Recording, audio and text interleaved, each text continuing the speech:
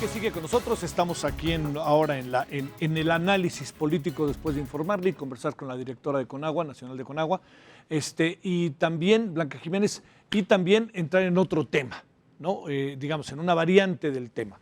Entiendo que ha generado una enorme controversia, lo veo en las redes, el tema de los 26,000, pero la explicación es más que precisa, es clara. Yo entiendo que mucha gente dirá, se escondió información, no soy de esa idea. Desde el principio se dijo que el modelo, ¿qué es lo que podría hacer? Hoy, por alguna decisión, se tomó la decisión de decir que son 26,000 personas las que eventualmente puedan estar más, un poquito más, afectadas, contagiadas, etcétera. Vamos a hablar con nuestros invitados también de ello, a ver qué nos dicen. Ramón Aguirre es ingeniero civil, experto en temas de agua potable y saneamiento. Querido Ramón, ¿cómo estás? Qué gusto saludarte, ¿cómo te ha ido? Un gusto saludarte, Javier, mucho tiempo sin verte, La verdad que por lo menos en persona. ahora sí que tenemos tiempo. Gracias, ¿eh? Bueno, y también Sí, con nosotros Gustavo Alanís, director general del Centro Mexicano de Derecho Ambiental. Gustavo, gracias, ¿cómo te ha ido? A ver, vamos, espérame tantito, Gustavo, que no te estamos escuchando. Ahí nos van a arreglar ahorita en cabina el asunto. Ya tenemos a Gustavo, ustedes me dicen, ¿no? Bueno, si les parece, en lo que acabamos por presentar, bueno, ya a tener la comunicación directa con Gustavo, te pregunto, Ramón, en el momento en el que, a ver, te sorprendió esto de 26,000, etcétera, te lo digo porque tú también viviste una que otra de estas crisis, no tan fuerte como esta, pero a ver, ¿está bien o escondieron algo o qué es lo que alcanzas a apreciar si has reflexionado sobre ello? Yo creo que es un tema de los que están confirmados, ¿no? Porque hay mucha gente que puede ser asintomática, simplemente lo tiene y nadie lo registró. Entonces, es una cifra que yo la veo razonable, puede ser hasta corta, pero finalmente qué bueno que la Secretaría de Salud lo reconozca, porque eso nos debe alertar que el problema, pues, es mayor y por lo mismo el quedarse en casa y cuidarse es más importante todavía. ¿Es un problema real el suministro del agua, el agua en medio de una crisis como la que estamos viviendo? Ahora sí que se lo digo a quien ha pasado por esos lugares, Ramón. Pues mira, Javier, aquí el tema es cómo agarra el problema del coronavirus a los organismos de agua, en qué momento los agarra. A ver. Y la circunstancia que se tenía a finales del año pasado, principios de pues era de un servicio que tiene coberturas bajas.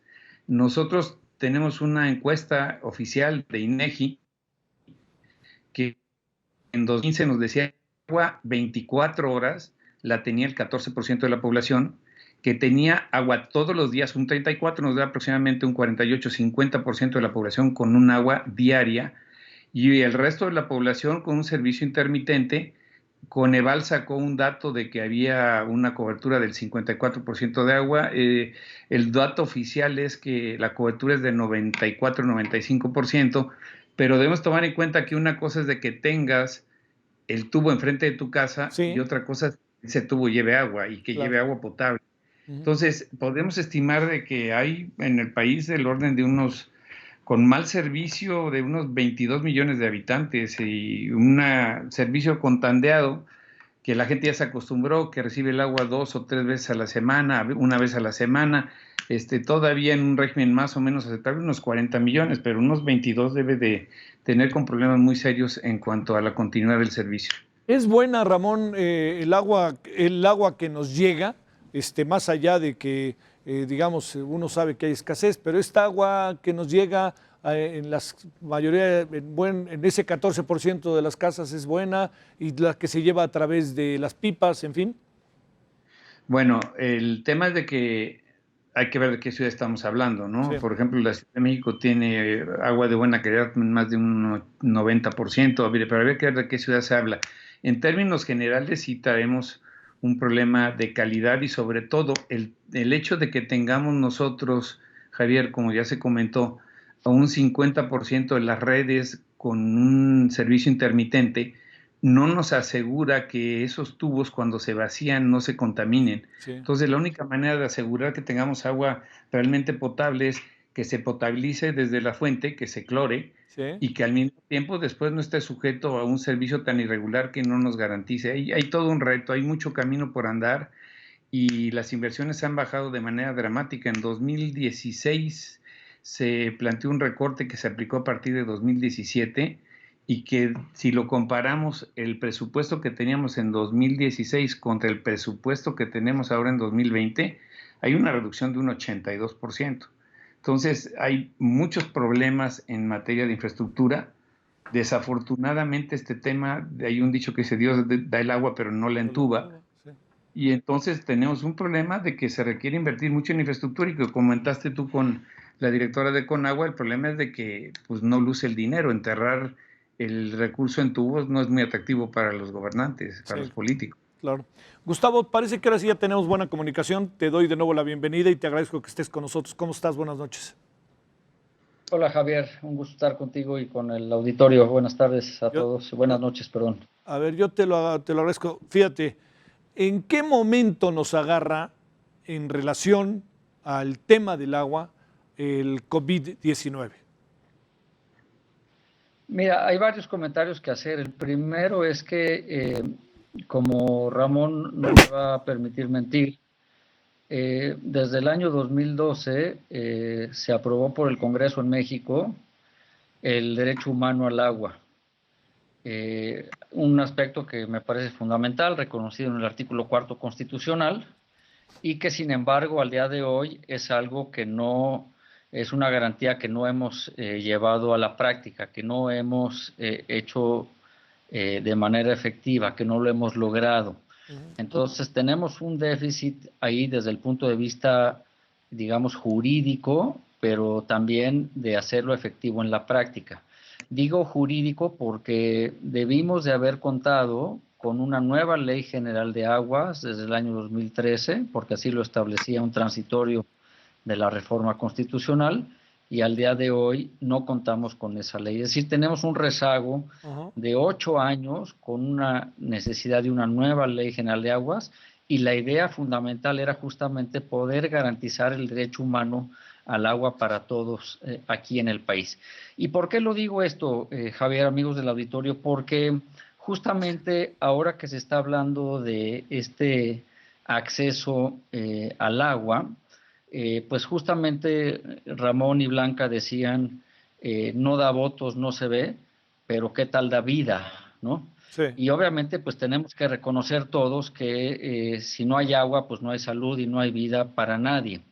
Y lo que ha estado pasando en estos días, Javier, amigos del auditorio, es que a nivel de las autoridades y organismos sanitarios nacionales e internacionales se han hecho una serie de recomendaciones para efectos de que tenemos que utilizar el agua.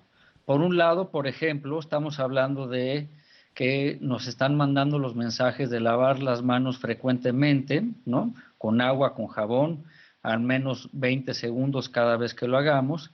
Y por el otro lado nos piden que nos mantengamos hidratados, pero también obviamente nos piden que nos mantengamos alimentados de una manera sana. Todo esto que estoy refiriendo ahorita, pues tiene que ver con el tema de la higiene, tiene que ver con el agua para beber y con el agua para preparar los alimentos. Es decir, el agua está presente y tiene que estar presente, pero hay que reconocer, así como Ramón hablaba ahorita de unos datos del INEGI, déjame darte, Javier, amigos del auditorio, algunos más. Por ejemplo, 1 de cada 3 personas debe de acarrear el agua a sus hogares. Primero. Segundo, al 2016, de acuerdo con el mismo INEGI, solo 68% de los hogares contaban con dotación diaria de agua, indicador que no considera si el agua recibida es de buena calidad, únicamente alude a disponibilidad diaria, frente a un 7% que no recibe agua y un restante 25% que recibe agua cada tercer día, 1 o 2 veces por semana o de vez en cuando. Dentro de estas cifras son las personas, esto es muy importante porque en este contexto están personas que viven en comunidades rurales y que frecuentemente están en una condición o estamos en una condición de presencia de comunidades indígenas, que son los que menos acceso tienen al agua. Entonces, estamos hablando, Javier, amigos del auditorio, de un gran porcentaje de la población en México que no podrá llevar a cabo las recomendaciones de la Organización Mundial de la Salud o de las autoridades nacionales en este sentido, pues simple y sencillamente no tienen acceso a este vital líquido, ¿no? Y entonces esto nos hace ver esa desigualdad que hay en el país en cuanto a lo que tiene que ver con el acceso y el disfrute de un derecho humano, como es el derecho humano al agua, y obviamente pues esto pone de relieve que esta contingencia puede profundizar esta brecha, pues hará que los que ya son vulnerables van a ser aún todavía más vulnerables. Vemos esto, Ramón, que plantea Gustavo. Estamos en una situación crítica y por lo que yo alcanzo a apreciar, en este tema del agua podremos entrar en una etapa todavía más crítica, porque además el agua, hasta donde alcanzo a entender, es nuestro mecanismo de defensa, junto con la sana distancia, ante la propagación del virus. Sí, Javier, mira, yo quisiera reflexionar un poco en un dato que dio la directora de Conagua de un incremento en el consumo de un 20 o un 30%. Habría que tomar en cuenta que cuando hablas de un incremento de esa magnitud, uno dice, no es mucho, bueno, depende. Sí. Porque si tienes una ciudad que está abastecida al límite y te incrementa la demanda un 20-30%, quiere decir que va a haber un 20 o 30% de la población que no va a tener el servicio, es decir, que no vas a tener agua que darle. Entonces, lo único que te queda es pues mandarle el agua en su casa a través de pipas. Es todo un tema, pero además te quiero poner una variable importante sobre la mesa, que es la siguiente.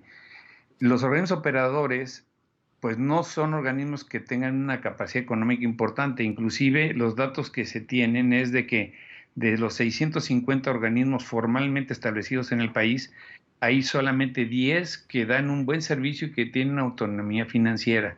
Pero en términos generales, en este momento, los grandes usuarios, la gente que tiene, debemos recordar que hay tarifas para usuarios domésticos y tarifas para los no domésticos, los comerciales, los industriales, que son las tarifas más altas.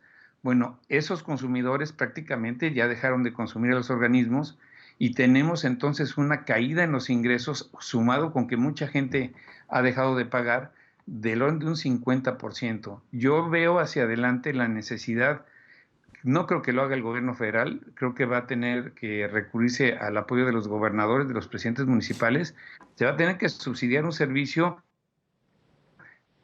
en cantidades muchas a la que se ha dado en el pasado, porque no solamente le están cayendo los ingresos, sino que están incrementándose de manera importante los costos. Sí, claro, claro.